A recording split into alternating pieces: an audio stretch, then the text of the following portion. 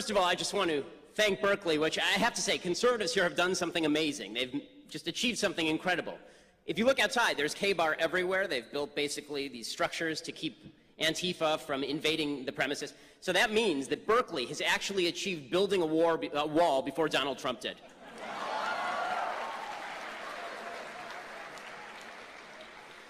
Thank you all for being here, because obviously braving the idiots outside is not always easy. Their speech is apparently violent, because my speech is violent, so all speech is violent. Thanks to the police. Thank you to the police, who have done an amazing job.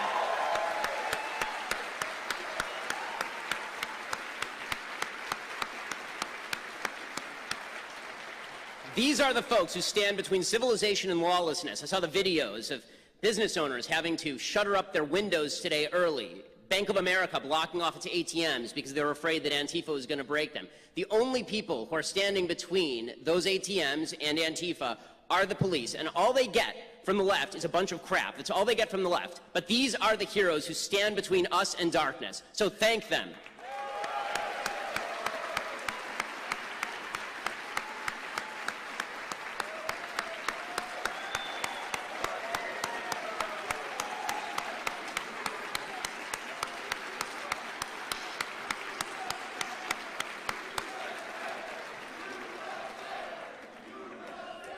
So I have a few other thank yous. I want to say thank you to the morons who put up that sign across the way. It says, "We say no to your white supremacist bullshit." Well, I say thank you because I also say no to white supremacist bullshit. And if you stick around long enough in this speech, you will hear me do exactly that. The problem is I also say no to your identity politics bullshit. Thanks to Antifa and the supposed anti-fascist brigade for exposing what the radical left truly is, all of America is watching because you guys are so stupid. It's horrifying, I am grateful, and you can all go to hell, you pathetic, lying, stupid jackasses.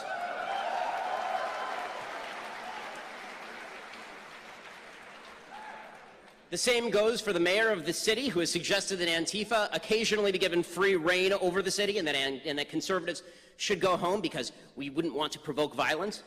I do want to actually thank the administration for making the effort to put on this event tonight. There were a lot of obstacles, and I'll talk about the obstacles in a little bit, but they did attempt to make the effort, and they did unshackle the police to actually protect this. So thank you to the administration for doing that.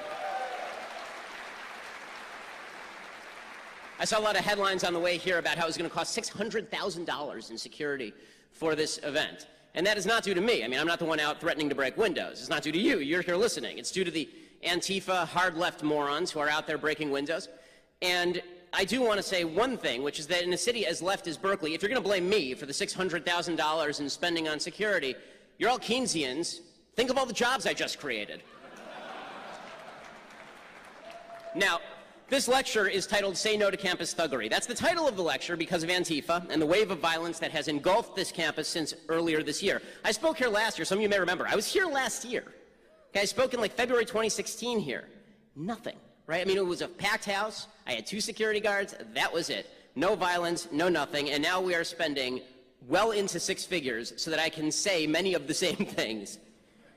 Okay, it's utterly absurd. It's utterly absurd. But things have changed. Well, why have they changed? It's because there's a pathetic new movement arising all over the country, from Sacramento to Berkeley to Dallas to Charlottesville, and that movement says that speech is violence and must be treated as such. This is groups like Refuse Fascism. Don't worry, I'll get to the alt-right later. This is groups like Refuse Fascism, which professes to promote protest, but has actually said it won't rule out working with groups like Antifa. Here is the poster that they put out earlier about me. I don't know who designs their posters, but guys, this is too many words. Bad logo and bad imagery, just poorly done. They say on this that the problem is not campus thuggery. For those of you who can't see, it says, "No, Ben Shapiro, the problem is not campus thuggery. The problem is fascist intellectual thuggery in the service of the Trump-Pence fascist regime." Well, to believe this, you have to have your head so far up your ass you can actually see your colon firsthand. Let's define a few terms. First of all, fascist intellectual thuggery. Let's start with fascism. What exactly is fascism? Well, this is a term that gets thrown around a lot by people who have never read a book. Okay, fascism is the phenomenon whereby people believe that they have the capacity to ram their beliefs down your throat at the point of a gun, or say the point of a baton, or by throwing Molotov cocktails. That's what fascism truly is. Fascism is even more of a tactic than it is an ideology. It's sort of vague in terms of ideology. You've had people on the left who are fascist, people like Stalin, and then you've had people who are on the European right, like Hitler, who's a fascist, who's actually closer to the traditional American left than he would be to the traditional American right. But I've been spending my entire career standing up against fascism and the idea of an overreaching government that uses the power of the gun in order to compel people to do what they want. Antifa is fascist. I am not a fascist. And as far as the service to the Trump-Pence fascist regime, first of all, I just want to note something. For all the talk about Trump and Pence being fascists, like, look at the protests outside. Where's Orange Hitler shutting it down? Right? He's nowhere to be found. This idea that we're living in a fascist country, we're actually living under a relatively ineffectual regime, a relatively ineffectual administration, if anything, but the idea that we're living in some sort of fascist dystopia is utterly absurd. As far as the idea that, I'm a white supremacist in service to Trump-Pence, a couple problems there. One, as far as the service to Trump-Pence, again, I didn't vote for Trump or Hillary. I didn't vote for either of them, actually. So this idea that I am somehow a servant of Trump is absurd and requires you to be functionally illiterate. As far as the idea I'm a white supremacist, you see the thing on the top of my head, right? This funny hat. It's called a yarmulke. Hey, white supremacists aren't that fond of it, which is why I was, according to the Anti-Defamation League, the #1 recipient of white supremacist anti-Semitism on the internet among journalists in 2016. But no, I'm a white supremacist now. Because this is the way the left works, right? If you don't agree with them, everyone's a white supremacist. You're a Nazi, Nazis should be punched, and therefore it's totally fine to stand outside and try to shut down events if you can get away with it. They're not getting away with it tonight because the police have been allowed to actually do their jobs. So what is their specific objection to me? Well, according to this masterfully done poster, it says, Shapiro is coming to campus to spread ugly fascist views, dressed up in slick-talking intellectual garb. I do like the slick talking. It says, this is harmful, exclamation point. He, along with fascists of many stripes, have targeted Berkeley because reversing Berkeley's radical history would be a major advance for the consolidation of fascism on campuses everywhere and throughout society. The reason I'm here, I've been asked this a lot, the reason that I am here is because fascism does not own this university. Because there are students who do want to hear differing views, who don't want to be told that they can only hear one view, who don't believe that the First Amendment should die under the jackboots and Birkenstocks of a bunch of anarchist communist pieces of garbage.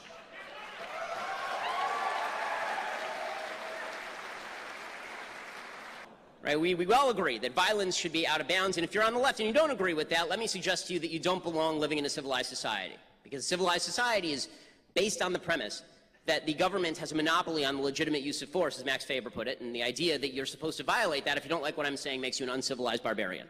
Okay, but it's not just that I want to talk about. Okay, I want to talk about an ideology that goes a little bit deeper than that. Antifa couldn't go anywhere without an ideology that runs broader than Antifa, without a group of people willing to look the other way. Well, what is the view that undergirds Antifa? What's the view that undergirds the hard left, many of whom celebrate Antifa or were doing so until it became politically unpalatable to do so?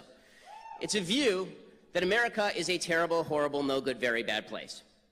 Right? Now, the truth is that America is an incredible place. It's the greatest place in the history of the world. It is the freest, most prosperous country, the most tolerant country in the history of planet Earth. This country is an incredible place full of opportunity. Nobody, by and large, cares enough about you to stop you from achieving your dreams. That includes you, people who are shouting out there in the audience. Okay, no one cares about you. Get over yourselves. I don't care about you. No one cares about you. No one's trying to stop you because you're irrelevant to me. I have a wife and 2 children. I care about them. I don't care about you. You don't mean anything to me. Well, except for that guy who said he loves me. I love that guy too. But everybody else, okay? That means in a free country, if you fail, it is probably your own fault. If it is somebody else's fault, if somebody is actually trying to throw up obstacles in front of you in a way that is unjust and bigoted, point out the specific instance so we can all side with you. We all want to be on the same side. We all want to help out. When somebody is a racist and trying to stop you, we all want to sound off and stop that too. The idea, however, that America as a whole owns your failure when you can't point to specific problems does not wash. It is you shifting the buck. It's a waste of time and energy blaming your failures on the system unless you've got some evidence. But unfortunately, on college campuses, and for the left more broadly, there's been this notion that America is bad, and the reason that you fail is because America has historically been very bad. Right? This is the identity politics of the left. Because America's bad in that it targets you. Right? America targets you. And we have an entire hierarchy of intersectionality that's been built by the left to tell you whether your views are legitimate or not. I mean, the more victimized you are, the more legitimate your views are. So the hierarchy goes something like this. The people whose views are most valuable and who have been most victimized. At the very top are people who are LGBT, and then you get black people, and then you get women, and then you get Hispanic people, and then you get Native Americans, and then you get Asians, and then you get Jews maybe above Asians, maybe Jews, then Asians, and then the very, very bottom, you get straight white males, right? Those are the people who have nothing to say about anything because obviously they are the beneficiaries of this white privilege system. Now, the logic of intersectionality, because it suggests that the value of your opinion lies in your ethnic identity, in your group identity, the idea is that if I attack your ideas, if I say that you have bad ideas, what I am really doing is attacking you personally. I'm really attacking your identity. I'm aggressing you. You might require counseling. Right? This is the philosophy of microaggressions. My words are violence. Even the term microaggression suggests that it is an aggression against you, right? Microaggressions, I am aggressing you. It's an act of violence. As NYU social psychologist Jonathan Haidt has said, microaggressions are small actions or word choices that seem on their face to have no malicious intent, but that are thought of as a kind of violence nonetheless. The thing is, you don't actually have to intend to offend anyone to microaggress them. They just have to feel offended. And the thing is that microaggressions are actual violence. This is why you see the dolts outside shouting that speech is violence. Because they think that I'm actually doing them violence when they don't hear me, right? But if they would hear me, then presumably I would be doing them violence and they would need counseling, and if they act with violence, it's because it's in response. And unfortunately, this university engages in precisely this sort of damaging attitude. So at the same time they are willing to allow the police to fight Antifa, they are fostering an attitude that says that certain types of speech are violent, which is the gas in the tank for groups like Antifa. It's the gas in the tank for the hard left. So I want to go briefly through a couple of the intersectional hierarchy groups, people who feel they're victims in American society, and explain why you are not, in fact, a victim, why you need to take control of your own life and become an adult. So let's start with the idea that poor people in America are victimized.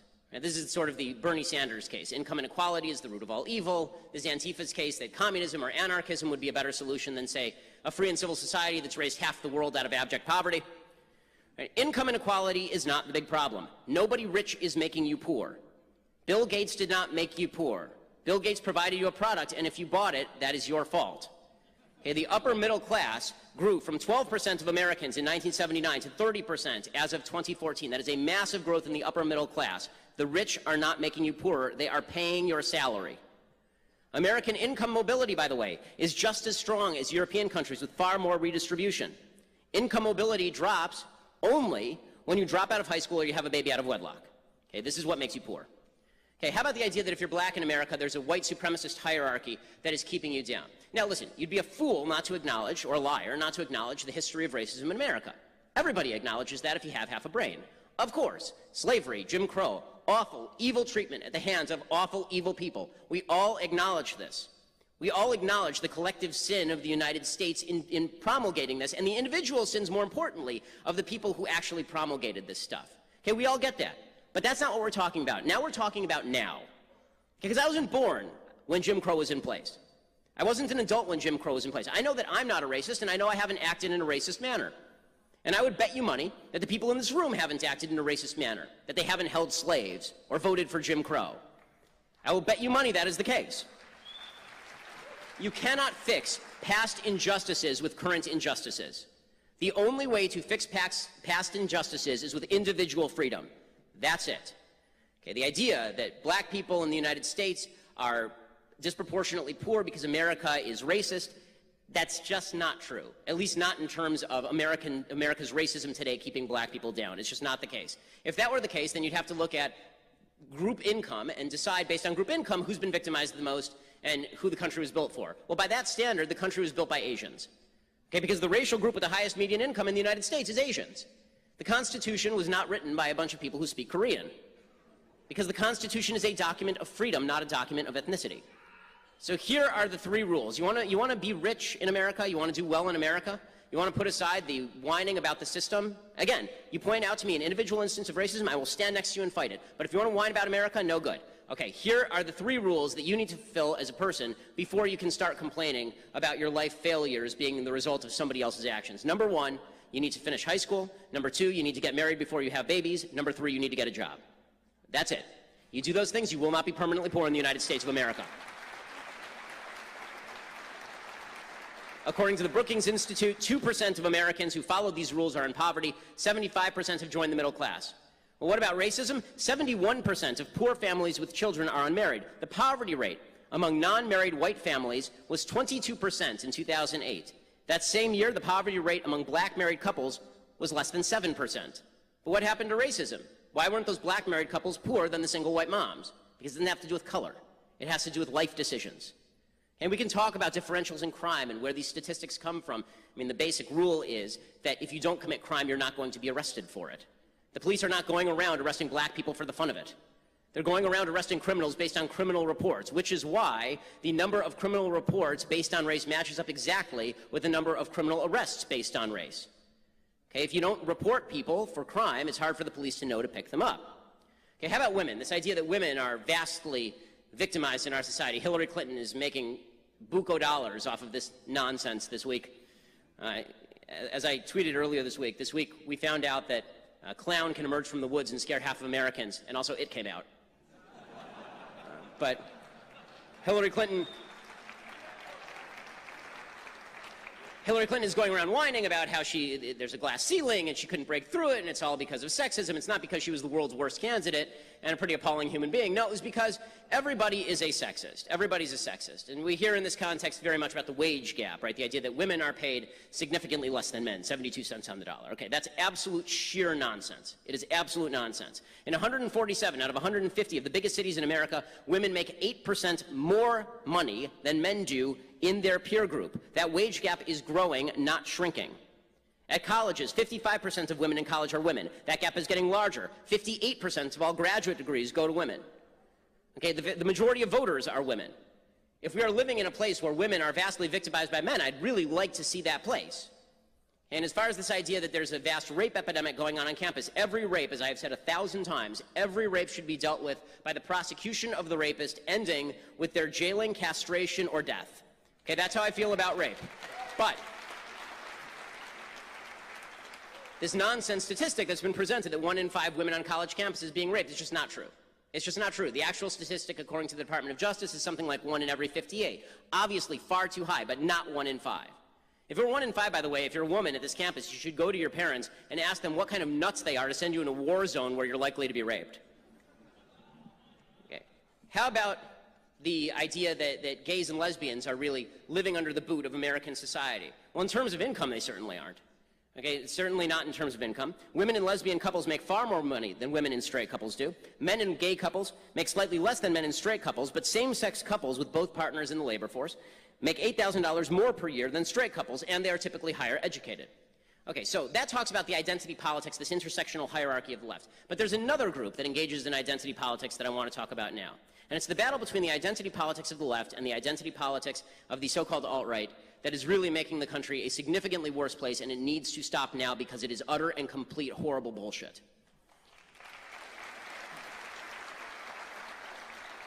The first thing to note, this notion that the alt-right is actually conservative is nonsense. Let me define what I mean by alt-right, because not everybody who likes Pepe memes or Harambe memes is a member of the alt-right.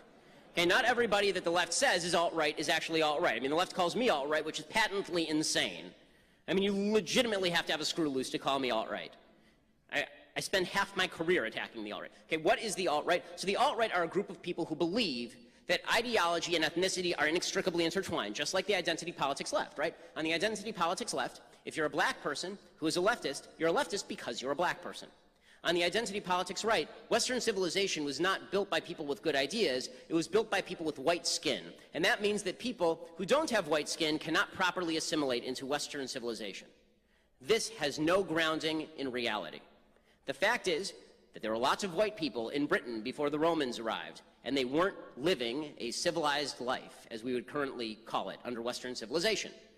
Okay? In fact, the people who, the Romans, right, when Italians were coming to the United States in the early part of the 20th century, there was tremendous discrimination against Italians because they weren't considered properly white. The definition of white moves around a lot based on convenience. Right? Sometimes Jews are white, sometimes Jews are not white. It sort of depends on what you're talking about. But according to the alt-right, because ideology and race are inextricably intertwined, they must have a white identity politics all their own. If there's a group of people who are fighting for the group identity politics of blacks or of women or of gays and lesbians, then there has to be a white group that fights back on behalf of the white race. As you may have noticed, I think all of this is disgusting. Okay? Western civilization is not built on race. There have been lots of countries all over Europe that were not particularly civilized and were quite white. Freedom, personal responsibility, separation of powers, God-given rights protected by a government elected with the consent of the government. These are the values of Western civilization. But the alt-right actually overtly rejects these ideas. They say the Constitution is outmoded, that it doesn't work. They say that government for white people is necessary and good because you can't assimilate people to so-called white culture. They hang out with neo-Nazis because a lot of them actually believe some of the same things that the neo-Nazis believe. White supremacy. Now, let's be straight about this. This is like 10,000 people across the country. Okay, this is not 1 million people. This is not 10 million people. This is not 63 million people. It's not 200 million deplorables. It's a very small select group of absolutely terrible people who believe absolutely terrible things. But they're getting a lot of attention and coverage right now because we live in a reactionary moment. A lot of the people are reacting to the identity politics of the left by making nice with the alt-right. There's this weird notion on the right that if you drink leftist tears, that's enough. It is not enough to stand against bad ideologies. You must also stand for a good ideology. You must stand for a good philosophy. Okay, you cannot stand with bad people just because you think those bad people make your enemies cry. The enemy of your enemy in a country where we're all supposed to be friends is not only bad strategy, it destroys the country wholesale. So, how do we solve all this, right? We're on campus and we're hearing the identity politics of the left, and then you watch the news and you see the identity politics of the alt-right. How do you solve all of this? Well, the way that you solve all of this, first of all, let's start with the campus thuggery. The way you solve all that is by letting the police do their jobs. Okay? Administrators need to let the police do their jobs. None of this would have gone anywhere if back in February, when Milo, who I significantly dislike, when Milo came to speak, if they had allowed the police to do their jobs and arrest everyone who even hinted at violence. Okay, people who get violent should be arrested and they should spend time in jail. And the authorities have a responsibility to allow the police to do their jobs. And this is not the fault of the cops. This is the fault of cowardly political actors who, pusillanimous cowards, who hide behind their desks every time some people on the left whine a little bit. Okay, the second thing that has to happen is you have to stop seeing everybody in America as an enemy who despises you based on identity. Again, they don't care about you. You're not that important a human. Okay, not that many of us know each other. Not that many of us care about each other. We care about our families. We care about our friends. And we certainly don't want to stop each other. We mostly want to be treated civilly. And we can all do that if we stop looking into each other's eyes and seeing a potential enemy instead of seeing somebody who's just a person who probably doesn't care about you very much and doesn't want to stop you and doesn't mind what you do. This is not difficult stuff. And finally, stop seeing yourself as a victim, because in order to see everybody else as an enemy, which justifies your violence and hate against them, you have to see yourself as their victim. Again, America is the greatest country in human history. You are not a victim. If you are a victim of something, you need to show me what you are a victim of, and I will stand beside you. But do not blame the freest, most civil society in the history of planet Earth for your failures, because that's on you.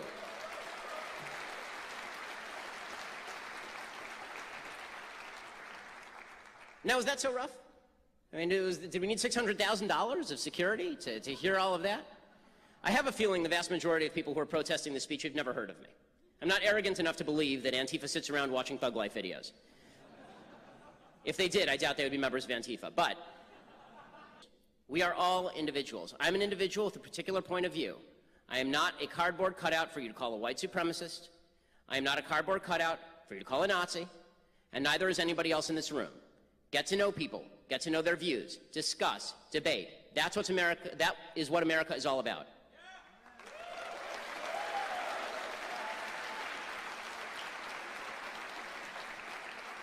But I think we can get to a brighter moment if we stop seeing each other as members of groups and identifying as members of groups primarily, and instead see each other as individuals made in God's image, one with equal value to another in God's eyes. If we do that, America will see a resurgence. Thank you so much.